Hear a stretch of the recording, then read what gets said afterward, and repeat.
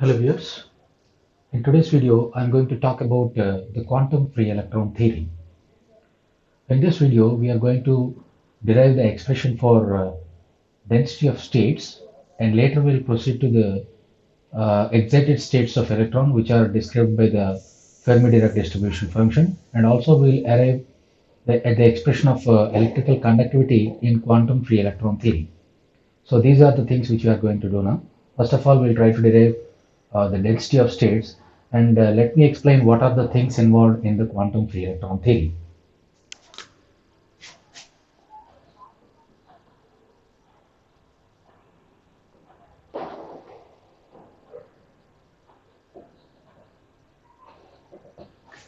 This quantum free electron theory was first, a part of it was developed by Arnold Sommerfeld.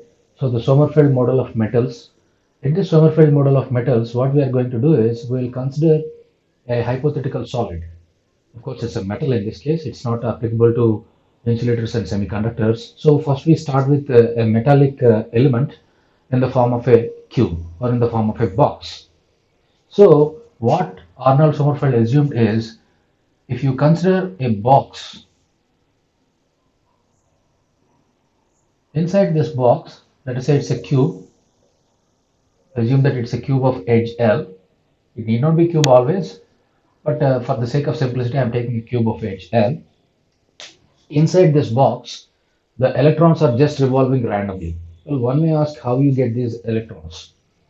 Normally, inside a metal, what you have is a metallic bond. Metallic bond means if these metal atoms come together to form the solid, they actually what they do is, normally metal atom comes like this, and another metal atom comes like this. Like that, the metal atoms come closer and closer, and there may be one or two, it depends on the metal, the outermost valence electrons, at least one will be there, or in some other cases many electrons are also available. So these outermost electron will be donated to the lattice. So physically it is not losing the electron, but it is giving this electron to move freely inside the lattice. So when the electron starts rotating inside, I mean, when the electron starts roaming inside the lattice, it's not only one electron, it is also the other elements' electrons. So every atom loses one or more its electrons, and these electrons will come outside and they will freely roam in the surroundings. So if you imagine that this is a part of the box, inside the box you have this arrangement of ions, arrangement of atoms. So these atoms will release the electrons. Releasing doesn't mean that the electrons come out of the box. So electrons cannot come out of the box. Electrons are still inside the box only, but they got little freedom to roam inside the entire lattice. And here, if an electron comes to a particular site, the atom will feel as if the electron is its own. So there is no naming on the electrons that this is the daughter electron of atom 1, this is the daughter electron of atom 2. There is no such discrimination. So electrons will be just freely roaming inside the lattice. So in this case, you call this as a metallic bond. So here physically there is no bonding between electron and atom, atom and atom. Actually, how this works is, after it loses an electron, this becomes a positive metal ion. So all these are positive metal ions. This is sometimes referred as metallic lattice. So lattice means it's an imaginary arrangement of seats in which the atoms are sitting. So these atoms, after losing their electrons, they become ions. Of course, it's a positive ion. Sometimes it is referred as positive lattice core. So this positive lattice core will form one group, and the negative electron group, which is what you call as electron gas or electron cloud, it will form another group, and the attraction or the bond is in between the entire positive lattice and the negative electron cloud. So it is not in between independent atoms or independent electron and atoms. It is in between the groups, the entire electron group and the entire positive ion core. They will be attracting each other. So this is the scenario inside a metal. So what Sommerfeld assumed is, these electrons are free inside, and on the surface of the metal, near the walls of the metal, there are some huge boundaries. He assumed a potential wall for the electron, because if there are no boundaries, electrons will come out of the metal, and the thermionic emission won't exist, because only you supply the energy, heat energy, then only electrons will come. Electrons cannot come out of the metal free of cost.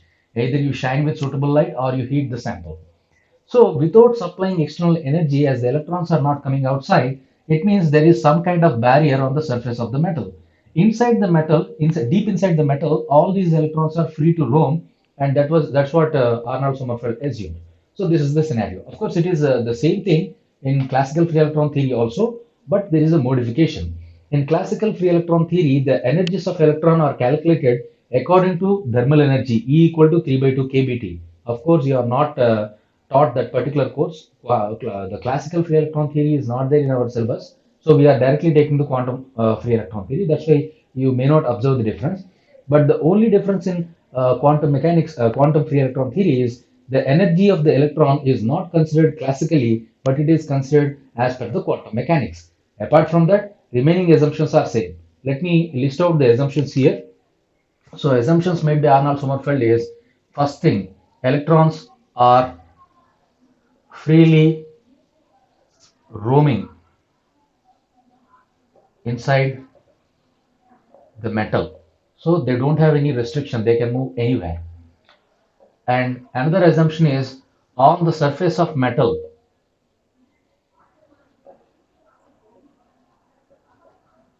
huge walls of potential walls actually that restrict the ejection of electron, restrict the free ejection of electrons. So electrons do not come outside of the metal freely unless you supply some energy, right? So this is another assumption. And third one is, the energies of electron are treated quantum mechanically. Energy of electron is calculated according to quantum mechanics, right? And there are two more assumptions, which is free electron approximation. Free electron approximation means it is also valid in, it is the same assumption is also used in classical free electron theory. So here free electron means electron cannot feel the presence of positive ion. So here it means electron ion interaction is neglected, right? So electron doesn't see the presence of positive ion as if it is blind. This is what we call as free electron. Free electron means there is no force acting on the electron because of the positive ions. And there is one more approximation, which is independent electron approximation. Independent electron approximation. What is this independent electron approximation? Electron doesn't even see the neighboring electrons. So though there is a gas of electrons, one electron is not going to interact with the neighboring electron. Interaction means it is not going to repel the other neighboring electron. That's what we mean by free and independent electron approximations. It neither gets attracted by the positive ion nor gets repelled by the neighboring electron. These are the two approximations. And actually, these two are there in classical free electron theory also. There is one more point where he is going to solve the Schrodinger wave equation for these particles, for these electrons inside the box, subject to Pauli's exclusion principle. That is another assumption. So, electrons inside the metal obey Pauli's exclusion principle, right? So Pauli's exclusion principle means, if there is a state for the electron, if there is an energy state for the electron, that particular state can be occupied by only two electrons, not more, because electron has got a spin. One spin is plus half, another spin is minus half, so it may have up spin or down spin.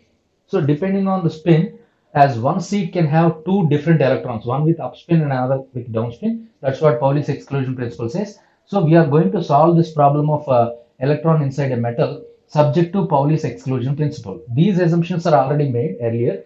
Only modification is energies are quantum mechanical for electron, and electron energies are subjected to Pauli's exclusion principle.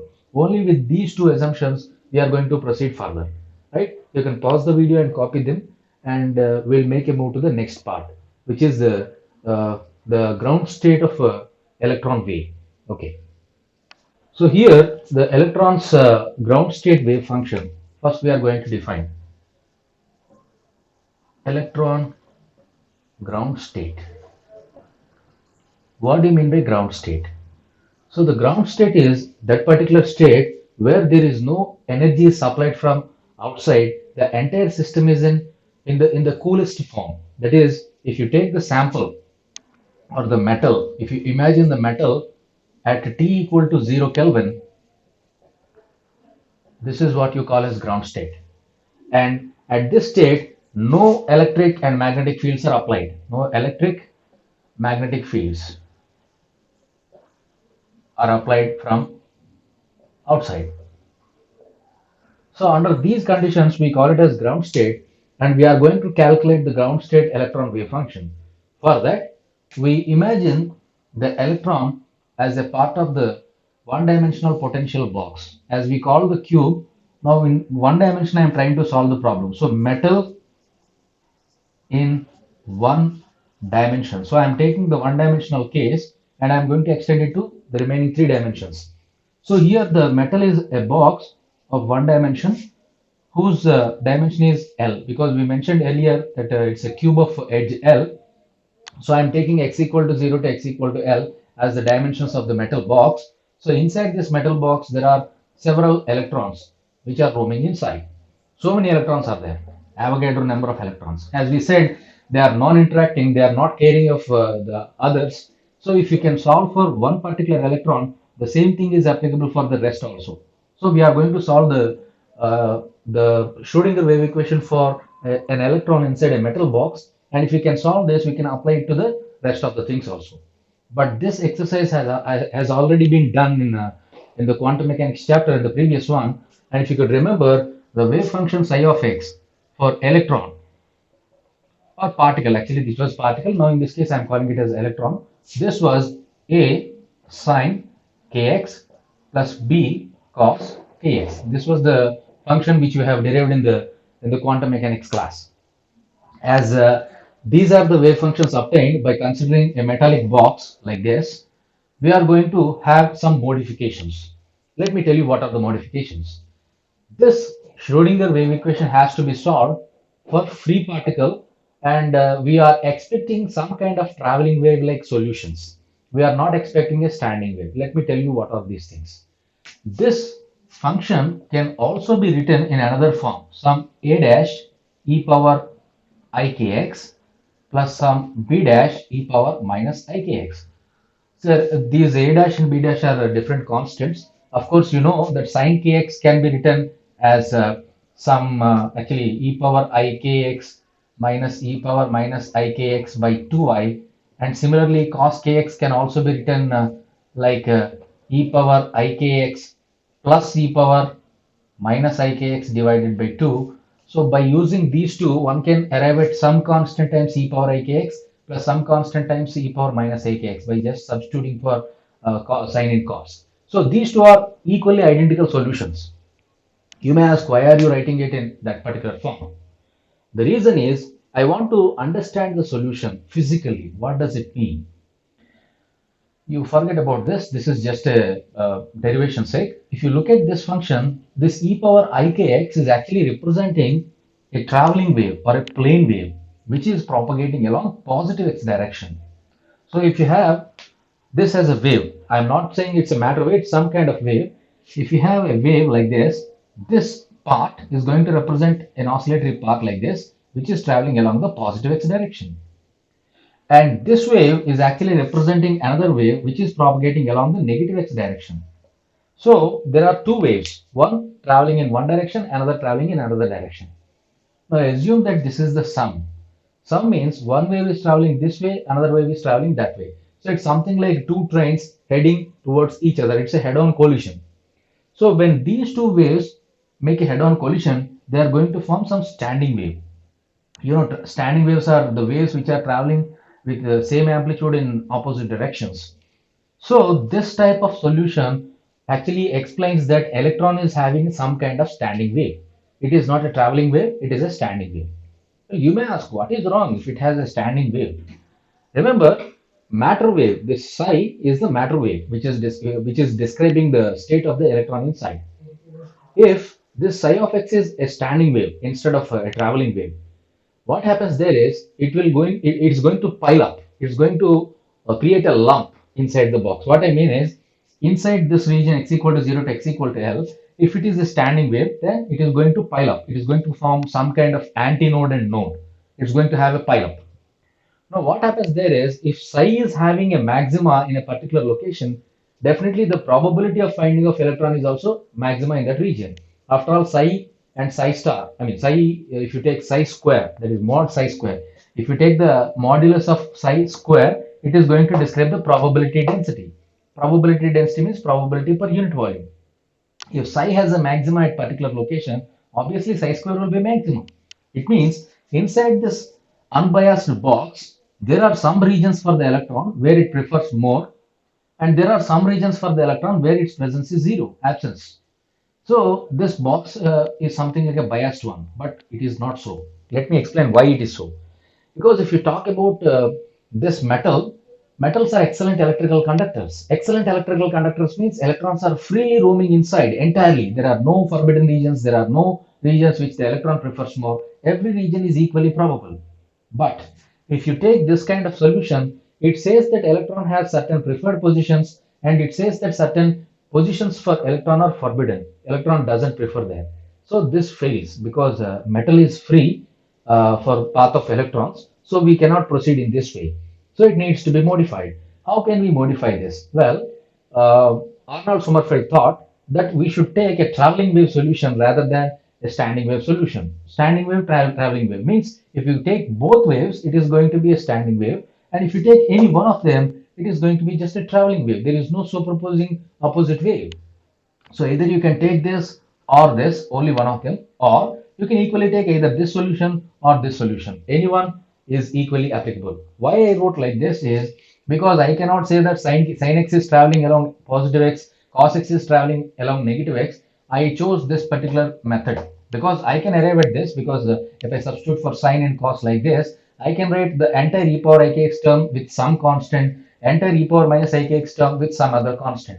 So this is a traveling wave with positive direction. This is a traveling wave with negative direction. Okay, this won't work. So I have to take only one of them. So I'm going to proceed with this, or equally you can take either this or this also. Both of them are correct. Fine. I'm going to erase the board. So I prefer traveling wave solution, not the plane wave, not the standing wave solution. So this represents a traveling wave, right? We don't like a standing wave, not a standing wave. Why this should be a traveling wave? Thus, already I have explained, because electron has to move. If the electron is confined to a specific point, this cannot be explaining the free motion of electron inside the metal. Okay, let's take an example. Assume that this is the corridor connecting several classes. Assume that these are several classes. This is class 1, class 2, class 3, class 4. A teacher in the college is just going through the corridor. Assume that the teacher can enter only the room and cannot identify who the students are. He just knows that they are students. In that case, let us say this is section 1, section 2, section 3, section 4 of the same branch. This teacher, if he or she cannot recognize who are the students, then he is equally probable to go this way, or equally probable to go this way, or equally probable to go this way, like this. So all sections are equally probable for the teacher who doesn't recognize the students or the boards. Just like that, if electron is moving inside the box, then it has equal probability of being there, and it doesn't say that I like this class, I dislike this class, or I like more this class more. There won't be such arguments. It means electron prefers all locations equally, then it has to obey some periodic boundary condition. Periodic boundary. What does it mean by periodic boundary? Let me write this. Periodic boundary condition on electron.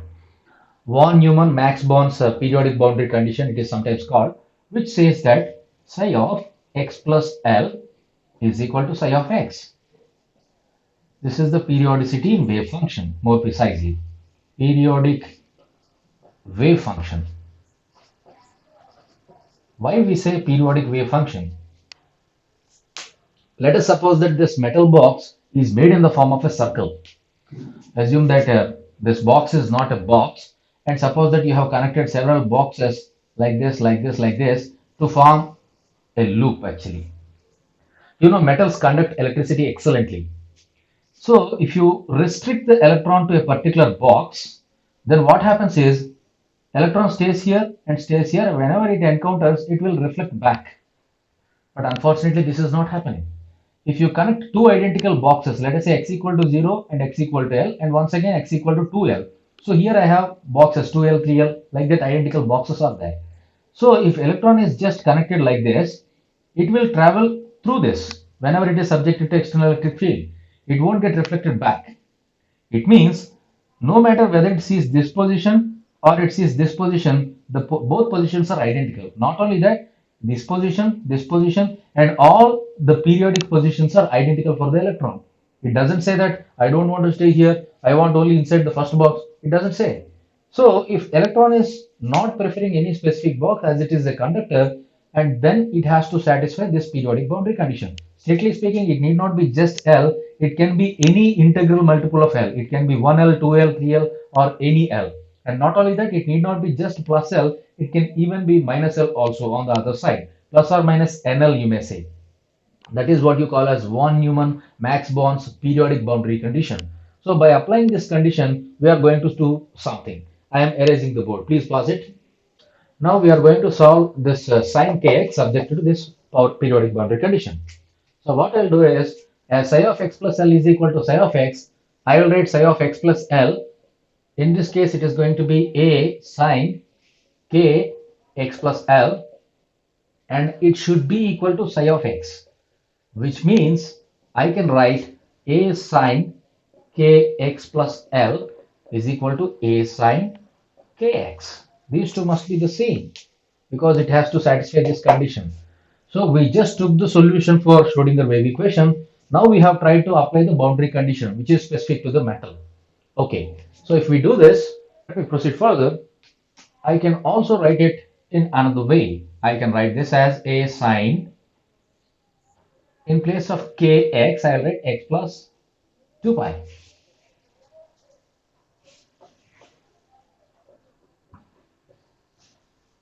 Because it's a periodic function, so I can write kx or kx plus 2 pi. It is not going to make any difference.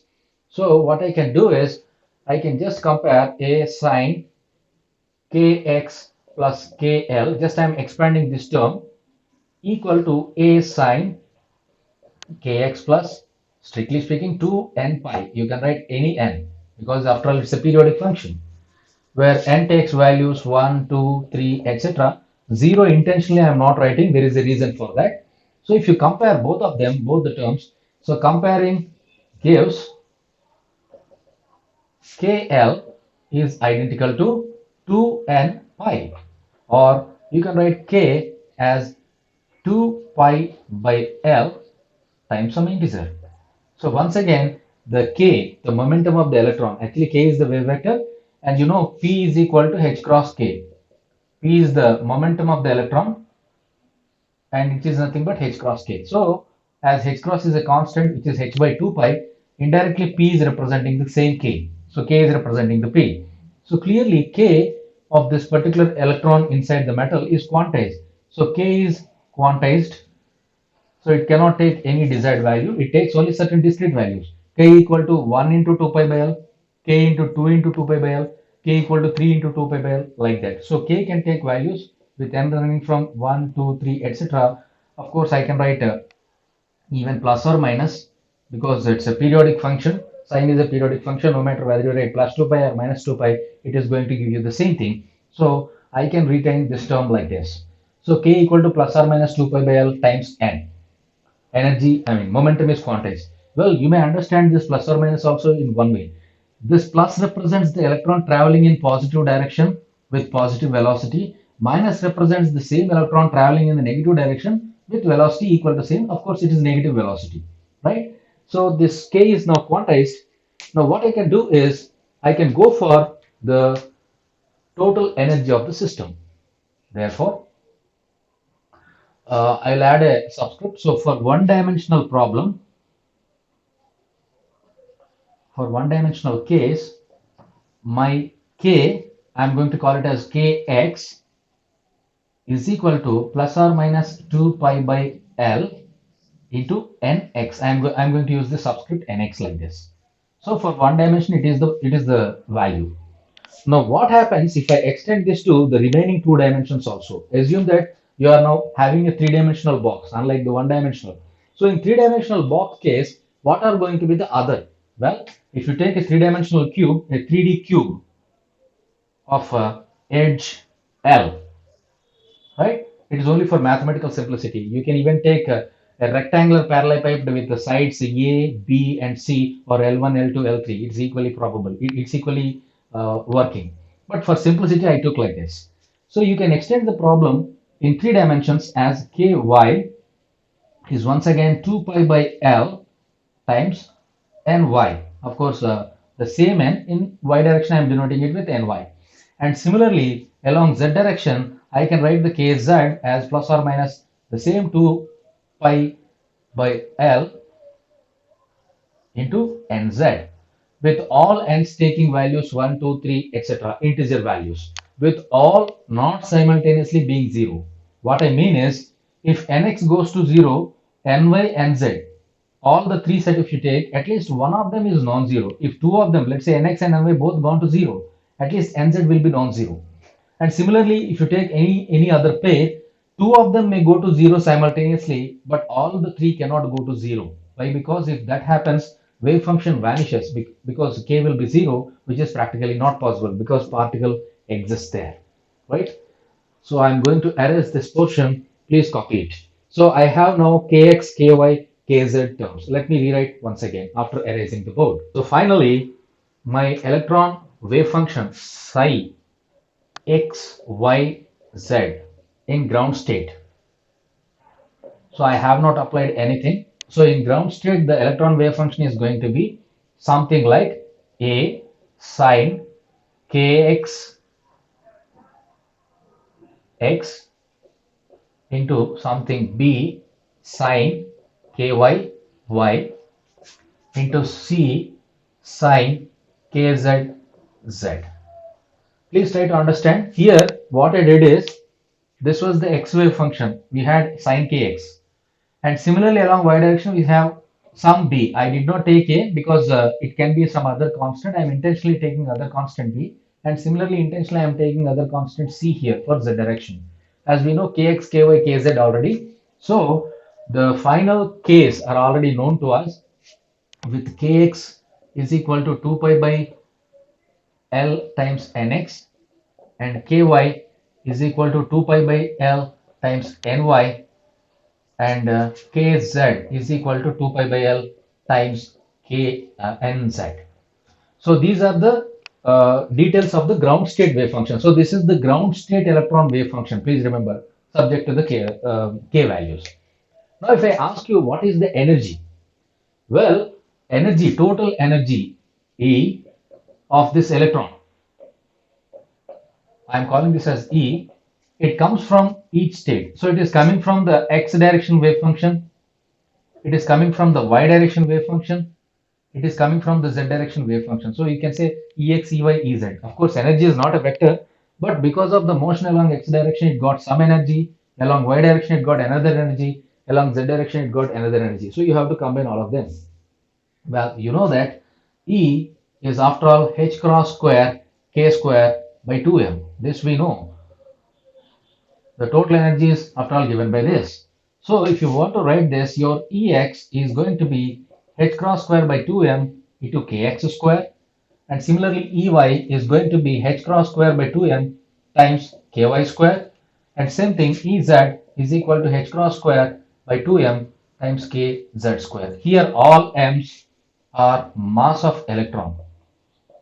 Here I am calling it as mass, but in future we are going to call it as effective mass a little later, right?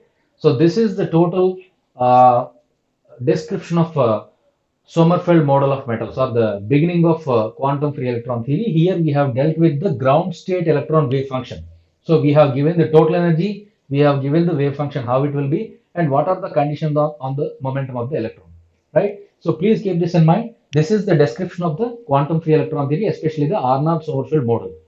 Now from here, we proceed to the next article, which is the density of states. Please remember all these expressions. I need the density of states. I'm going to erase this. I'm going to do it in the next one. That is the density of state.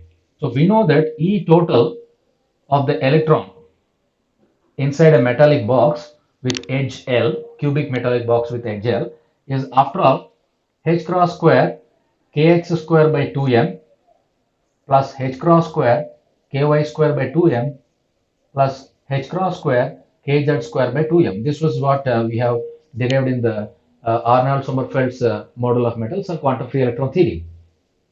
Now you can further simplify this by writing this as h cross square by 2m times kx square plus ky square plus kz square, right? So this is the E total. I am denoting it as E, just I am not writing the subscript, I am dropping it intentionally. I'll call this as total energy E.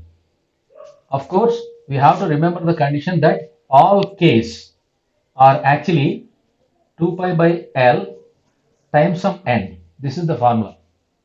So they are going to take values n, 1, 2, 3, etc. N is 0 if the n can take 0 value if at least one of the coordinate among the three, that is kx, ky, kz, if at least one of the, if at least two of them are zeros and one of them is non-zero.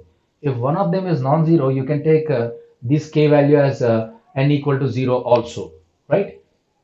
So subject to this condition, I'll further transform this. It is 2m e over h cross square times this is equivalent to kx square plus ky square plus kz square. Or if you denote this term as k square, let us say, so it's actually not k square, we are calling it as k square. So please remember, here we are writing it like this. So I am going to put it there just for understanding sake. So my 2m e over h cross square is equal to k square. This is what I have assumed. So with this assumption, I can write this whole equation as kx square plus ky square is kz square is equal to some k square, which is the equation of a sphere in k space. See, don't get confused. If I write this as x square plus y square plus z square is equal to some r square, you would call it as a sphere in Cartesian coordinate system with the radius r centered at origin. That is what you understand here. Now, if you can call this as kx, this kx square as some x-axis square, some y-axis square, some z-axis square is equal to some constant square. So in this k coordinate system, it is going to represent a sphere, right? And that sphere is what you call as Fermi sphere. Fermi sphere, right? Please remember, this equation represents the Fermi sphere. Now, what is so special about this Fermi sphere? Why we are deriving it? Let me construct a coordinate system over here. I am actually trying to explain this in 2 dimensions. Later, I can extend it to 3 dimensions. Let us suppose that this is kx and this is ky. You know, these k's, kx, ky, kz, I am not plotting the kz, but you just convince with kx and ky, they are actually taking values. It's 0 actually. Next one is 2 pi by L. Next one is 4 pi by L. Next one is 6 pi by L, and so on. As k's are both positive and negative, equally here it is minus 2 pi by L, it is minus 4 pi by L, and it is minus 6 pi by L, and so on. As we chose a cube, similarly on this direction you have same logic applicable. It is 2 pi by L, 4 pi by L, and 6 pi by L, and so on. Same thing on the negative side, you have the same, which is of course minus 2 pi by L, minus 4 pi by L, minus 6 pi by L, and so on. Why I have drawn this is, you can have possibilities. So k can take values like this. Now you have two variables, kx and ky. So if you take permutations, so k can take 0, ky can take 1. K can take 0, Ky can take 2, 3, 4. Of course, 1 means 2 pi by L, 2 means 2 into 2 pi by L, which is 4 pi by L, 3 into 2 pi by L means 6 pi by L, and so on. So with Kx being 0, these are the possible values which can take, of course, both positive and negative. And this set actually represents x equal to 0, no? So kx is 0 here, and ky plus 1 is this point. Plus 1 means 2 pi by L, plus 2 means 4 pi by L. This is the point, this is the point, and so on. And similarly, on the negative side, these are the possible points. So these dots are actually representing the possible. Of course, as kx is 0, ky cannot be 0 because both zeros are not allowed simultaneously. And similarly, if kx takes 1, once again with 1, this is possible, this is possible, this is possible, this is possible. It means if I take k equal to plus 2 pi by L, here once again this point, this point, this point, like this is possible. Similarly on the negative side here, this point, and this point possible. Not only that, as k can take plus or minus, this represents plus 2 pi by L, and similarly for minus 2 pi by L, this value, this value, this value, this value, like that all these dots are possible. Or in other words, for k equal to 2, 3, etc., if I take all the set, it is going to be something like a Rangoli dot matrix. So మీరు ముగ్గులు వేయడానికి ఎలాగైతే డాట్లు పెడతారో అలా వస్తాయి అన్నమాట. So here you are going to see some kind of dot like structure. Of course, it's going to be something like this. Of course, here also these points are allowed, and similarly on the other side also you will get it. Of course, I am not going to draw all of them. Why I drew this? Why I plotted all these dots? Remember, this electron inside the metal box can have the case either this, or this, or any of the dot. It can take only those dots, and it cannot take a k value which has, let's say, somewhere here. If I take this value, which is half of this, let's say it's a 3 pi by L, you cannot find an electron with kx value being 3 pi by L or ky value being 3 pi by L. It's something like if you have currency notes, currency notes are there. We have in India, we have 50 rupee note, 100 rupee note, 200 and 500. If at all I bring a 300 rupee note or 201 rupee note, or let's say 225 rupee note, it is practically not possible. The currency is quantized. And if at all I print the currency, I will have to face fraudulent charges, fake currency. Just like that here in this country, these are the allowed currencies. You cannot expect a middle currency to exist, right? Okay, please keep this in mind. Case take any of these dots, you cannot expect any other dot. Or in a simplest manner, if you are EC1 class, the class is running from 401 to 460 roll numbers. So inside that class, I will find a girl with roll number 401 or 402 or 460 in between. And I cannot expect a girl something like 406.2, 407.9. These fractions are not possible, right? Why? Because those states are forbidden. If you have 401, the next possible state will be 402 also, like that. Okay, so here also these are the roll numbers that can be allocated to the students, and any intermediate roll numbers are not possible. That's what you have to keep in mind. Fine. As we are dealing with 2 dimensions, this is the dot matrix. And if you are dealing with 3 dimensions, if you have brought in the Z also, then you will have similar grids of these dots. You can put another grid, another grid, another grid, another grid. Like that, you can have many more grids in all the 3-dimensional space. So it's a infinite dots space, right? It's not a continuum. It is a discrete space because the points are discrete, not continuous. Okay. If you have understood up to this point, now I'll make some manipulations here. Now, what is the area? Of course, I am dealing in 2 dimensions. What is the area that is owned by a specific point? What is the area given to a particular point? See, suppose that you are living in an apartment or a flat, and you will have some walls separating from your neighbors. Just like that, if I construct a wall to a specific point, what are the region? I mean, what is the region that is belonging to a specific point? Let me draw it here.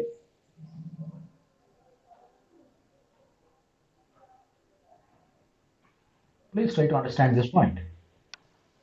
Around this point, this region is owned by this point, and same logic is applicable to the neighbor also. This region belongs to this point, and similarly for the bottom neighbor, this is the region. Similarly for another bottom neighbor, it's like this, and same thing is applicable to the actual persons also. You can extend it like this, or you can go like this, You can go like this. Of course, there are some more points. Don't get confused. There are points, and it is applicable equally on the other side also. So from the middle point between any two points, see this is one point, this is another point, and this is the midpoint. And similarly, this is the one point, this is the other point, it's the midpoint, right? So what is the width of this? Is it not after all 2 pi by L? Because from here to here it is 2 pi by L. From here to here also 2 pi by L. And the middle is actually this is pi by L and this is 3 pi by L. So the gap is 3 pi by L minus pi by L, which is 2 pi by L. So all these boxes, they are actually having a width of 2 pi by L in both x direction and y direction. In three dimensions, it is going to be a cube in the so-called Fermi space or Fermi sphere, with each point representing with a cube, right? So that cube is the region owned by these points. Why I'm telling all these things? Let me calculate what is the area owned by a point. So area owned by an allowed state. I'm using the word allowed state. Actually, it is the point. So each and every point is one allowed state, one allowed roll number in the class. So that area is after all 2 pi by L into 2 pi by L, because it's a cube. The area of the cube is just the product of its edges. So A into A, if it is the edge A, so it is 2 pi by L into 2 pi by L. Now if I extend it to three dimensions, what is going to be the volume owned by each point? That volume is going to be just 2 pi by L whole cube. Please keep that in mind. You may ask, why are you doing all this nonsense? I'll give you a hypothetical case. I want to know how many girls are there inside the class. It's a hypothetical only. Please don't take it too literal. Assume that all the students in the class are identical. Identical in the sense their volume is same. None of them are fat girls or thin girls. All of them are just factory made. They are of identical dimensions. Assume that I can just mix them into some kind of dough. అంటే ఏం లేదు, వీళ్ళందరినీ చపాతీ పిండిలాగా ఒక ముద్దలాగా తయారు చేశాను అనుకోండి. Assume that you have converted them into a sphere. Just you have compressed. I'm not saying compressed. I have converted the entire mass into a spherical volume. I want to know just by looking at that lump, because after all, outside of the metal, you are just looking at the metal. You are not looking at the individual electron. So if you just convert that lump, and if you want to know how many girls form this much lump, or how many girls are there inside the lump, how do I calculate how many number? That's what I'm doing now. So I want to know inside the sphere how many allowed states are there. Well, don't get confused. I'm using different words, as this is a sphere and the allowed k values are this. If I draw a sphere, of course, don't think that it is 6 pi by L. Just as an example, I'm taking. So if I draw a sphere, some points will fall inside this region, which are actually the allowed states up to the maximum k value. See, k is restricted, no? K is the radius. So here you may take this as k. K is the radius. Of course, this is kx and this is ky. And in three dimensions also the same logic is applicable. This k is going to be the radius of the sphere. In two dimensions, it is the radius of the circle, right? So I am interested in how many girls are sitting inside the class. I know that these are the roll numbers. This roll number allowed, this roll number allowed, etc. etc. Now I want to know what are the number of students present inside a given class of this spherical class. So how do I calculate? What I'll do is I'll calculate the whole volume of the sphere. Talking in three dimensions. I'll calculate the whole volume of the sphere and I'll divide by volume of each girl or each allowed state. Assume that this dot is being occupied by a girl. So this is one seat. This is another seat. This is another seat. Like that, how many such seats are there inside the sphere is what I mean by number of states or number of students inside. I hope you understand this. So we are taking a sphere with radius k, because up to k only the allowed states are there, because it's a sphere. So whatever states that fall inside the sphere are the allowed, and beyond that, whatever states they are allowed, actually they are not there. They are not present. Right? Only within the sphere we are interested in counting. So let's come back to the hypothetical experiment of girls being converted into a lump of mass. How can I calculate the number of girls inside that lump? Simply I have to take the volume of one girl and just divide that volume, entire volume, with the volume of each volume of individual girl. I repeat, if you take the entire lump's volume and divide by the volume of one girl, that is going to tell you how many girls are there inside that lump. That is the number of allowed state. Okay, so we are going to proceed in that way. Let me erase this. Please pause the video and I'll proceed. Number of allowed states inside a Fermi sphere of radius k is going to be volume of sphere divided by volume of each point of the sphere, right? As we know, the volume of the sphere is 4/3 pi k cube, because the radius is k. If it's r, we call it as r. As it is k, we are taking it like this, divided by volume of each point. As we know, the area is 2 pi by l whole square. Volume will be 2 pi by l whole cube. This is the volume of each point, volume of each allowed point inside the sphere, right? So these are the number of seats available inside this theater or class or whatever you say. Now, there is a specialty for these electrons. Actually, for electrons, two spins are possible, because Pauli says that a particular state can be occupied with one upspin electron and one downspin electron. That is not violated, that is allowed. So this dot can be given to two electrons, not for one electron. So now what we can do is, using Pauli's exclusion principle, one state can be given to two electrons, right? So if that is the case, the number of single electron states, please remember I am highlighting this, inside the solid or inside the metal, let me precise, will be, I'll call this as N, capital N, is equal to, because if there are n electrons inside a given metal, let us say I have a metal, a copper metal or iron metal, inside that there may be n electrons. So this, and of course, it's of the order of Avogadro number. So within a given piece of dimensions L, so it's L cube is the volume. So within the dimensions, I have n electrons. So this n is going to be just 2 times of whatever that I have derived here. Let me further simplify this. This is going to be L cube, numerator. This is 2 pi cube. So 2 pi cube and pi is gone. So what we are left with is, it's actually 8 pi cube. 8 pi cube, no? So it's 3 is there, and we have 8, so it is 2. It's 1 by 6. So 1 by 6 pi square. So it is 6 pi square into k cube. So this is the expression. So as we are multiplying this, it is going to be L cube k cube divided by 6 pi square. Let me also remind you that this L cube is nothing but volume of the sphere. So it is a volume of the metal actually. So L cube is equal to volume of metal cube, right? Because we have taken off edge L. So I can write this as V. I'll call this as V, volume of the cube. So this is going to be just V times of k cube divided by 6 pi square. So I can write this as V times of k cube, volume times k cube, into divided by 6 pi square. And anyway, this can be cancelled. It is going to be 3 pi square.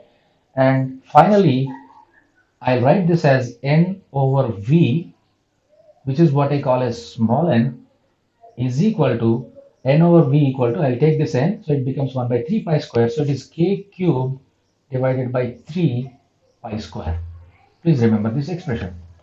I'm going to erase the upper portion, and once again I'll come back to this. What is this so special? N by V. See, I know that I have a metal with volume V, and I know that there are n free electrons, single electrons. So this many single electrons are occupying this much state. Is it not the carrier density? After all, carrier density is nothing but number of free electrons available per unit volume. So this is the volume, and these are the number of carriers.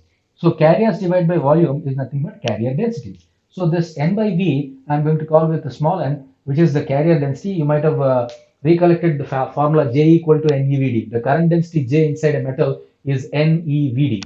Vd is the drift velocity, N is the carrier density. So that N is this, right? So I'm going to erase this portion. Please pause the video.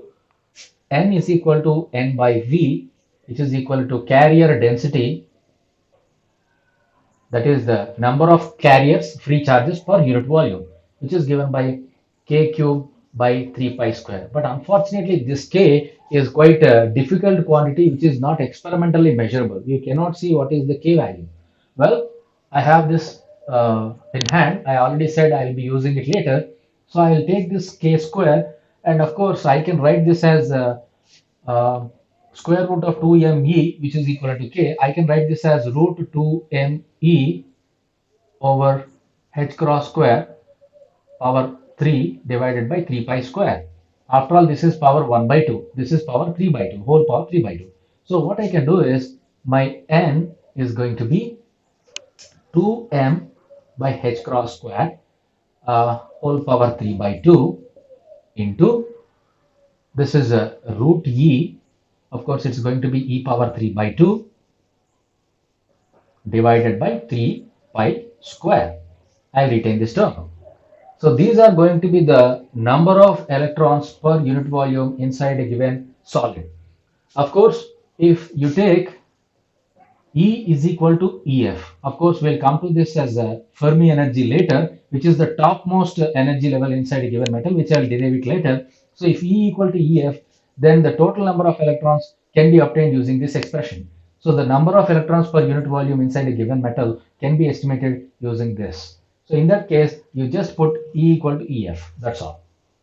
Okay, I'm not going to do that because I'll do it later after I discuss the Fermi-Dirac distribution function. So I'll erase this here. Fine. Okay. Now let's come to the density of states. What is density of states? Now it comes here. If I differentiate this n with respect to E, let us see what happens. dn by dE. dn by dE is going to give us, because this is a constant, it is 2m by h cross square whole power 3 by 2 multiplied by, anyway this 3 pi square is also constant, it comes outside, and the derivative of e power 3 by 2, x power n's derivative is n into x power n minus 1, which is 3 by 2 into e power 3 by 2 minus 1, which is 1 by 2. Right. So if you further simplify this, anyway, this is 3 gone, it is 2 pi square, it is 1 by 2 pi square into 2m by h cross square whole power 3 by 2 into root e. This is the so-called density of states, dn by dE. So I'm erasing the other portion. So this is what we call as the density of states. Well, you may say, what is this quantity? Why we are breaking our heads to reach this? This is the density of states. And we denote it with the Z of E, which is dn by dE. What is this quantity? Please try to pay some attention on this dn. What is this dn after all? As we know, n is the number per unit volume. dn is a small change in n. So the number of single electron states, as we know, this is the n, which is the number of single electron states available per unit volume of the metal, and dn is a small increase in that. And what is this dE and E? See, if you have a metal with the topmost energy, with maximum energy E, then the number of electrons per unit volume is n. And if you increase this n by dn, obviously energy will increase by dE. So this dn by dE is going to describe the number of single electron states, the number of single electron states inside metal. Of course, we are going to extend it to semiconductor also later. For this case, it's metal. Per unit volume within energy range E to E plus D. You take any two energies. What are these energies, you may say? I have called about the roll numbers now. You can imagine that the roll number of a student itself is the energy level. So what are the number of students available with roll number? Let us say this is 450 and this is, let us say, 450 plus some 10. Let us say 460. Trivially, you may say that there are 10 students. But unfortunately, In the case of metal or solid, it is not so, because all the energies are not linear. It means if I have if I have an allowed energy of one, next energy is not two, next energy is not three, like our numbers, natural numbers. In this case, energies are going to be different. As you can see, our E is given by this particular expression. E is related to k square like this. So E is not going to be linear. It means if you could recall the particle in one-dimensional box, we got the E as E equal to n square h square by 8m a square or L square. If you took the box width as A, it is A square. If you take the box width as L, it is L square. Of course, n takes values 0. Of course, 0 is not allowed, 1, 2, 3, etc. So when you put n equal to 1, that is the first energy. If you call this as rupee for some time, so this is 1 rupee. And when you put n equal to 2, it is going to be 2 square, which is 4 rupees. It means the first allowed currency is 1 rupee, next one is 4 rupees. In between 2, 3 are there, they are not allowed. And similarly, if you go for the next allowed, which is n equal to 2, 2 square, which is 4, of course, n equal to 3, which is 3 square, 3 square is 9. So first 1 rupee, next 4 rupees, next 9 rupees. After that 16 rupees, 25 rupees, 36 rupees, 49 rupees, like that. The energies are not equal. It means in your class, if the first allowed roll number is 1, next allowed roll number is 4, not 2, 3, and next allowed roll number is 9, and next one is 16, next allowed is 25. So like that, if I just say what are the roll numbers between 450 to 460, you cannot just say that it is 10. That is not possible in the case of energies, right? These energy levels are not equidistant, and hence, if you want to know between a small energy interval how many allowed states are there, you must calculate this, and that is this density of states. So number of single electron states allowed per unit volume per unit energy interval is the so-called density of states. This is the extremely useful derivation using which you can proceed further in carrier concentrations of electrons in p types in n types. I'm sorry, in intrinsic semiconductor, and also you can go with the number of holes inside an intrinsic semiconductor. Of course, one in conduction band, another one is in valence band. For the carrier concentrations in fourth chapter in semiconductor physics, these are the basic ingredients. Z of E as a function of energy E. So here we are going to have this Z of E as this one, which is 1 by 2 pi square 2m by h cross square. This is some constant times square root E. So the graph is going to be something like a parabola, because if you look at this, E equal to Z of square. I mean, if I write this as instead of this constant, if you call this as some gamma root E is equal to Z. This is the function, or in other words, you can say E equal to 1 by gamma square Z square. This is what you get. So it's something like y equal to ax square, which is a parabola. So around this axis, it's going to be parabola. So this is what we obtain when we go for the density of states function, right? So this completes the discussion of density of states.